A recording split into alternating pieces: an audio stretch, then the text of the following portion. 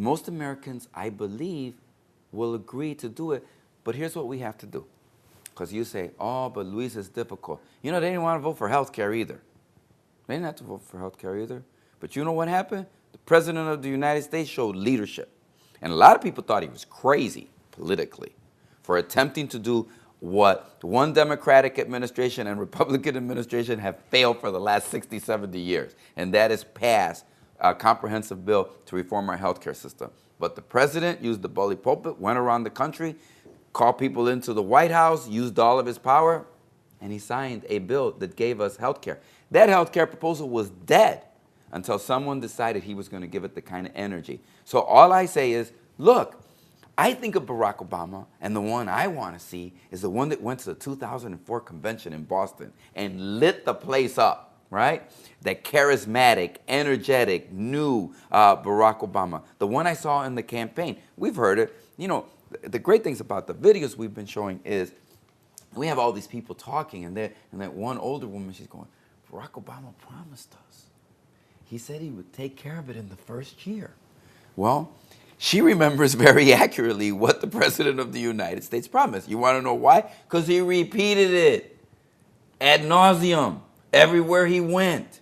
Why would you repeat something so many times and then kind of scratch your head and say, why is it they want me to do it now? Because it's what you said you were going to do. Because you understood at that point when you wanted to become President of the United States that it was an urgent issue that needed your urgent attention.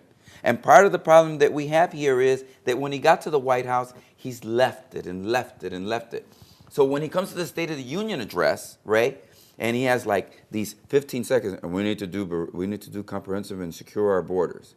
Man, it pisses people off. Yeah, but listen, if there's maybe a dozen weeks of real work going on the Hill between now and November, in those dozen working weeks, when you're not out campaigning for re-election, when you're not raising money, can you get something as big as that done? Because in the next Congress, if the projections are right, you're going to have a lot more Republican colleagues starting next January than you do right now. Okay.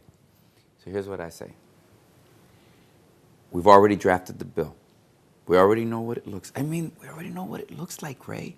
This isn't like health care or energy policy where it might be new and it hasn't been tested.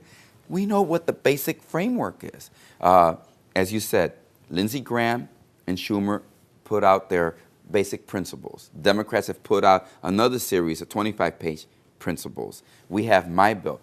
I worked for 2.5 years with Congressman Flake, Senator McCain, and Senator Kennedy, and we introduced the bill 5 years ago, right? It was the first bipartisan, comprehensive immigration bill. It's still there, Ray.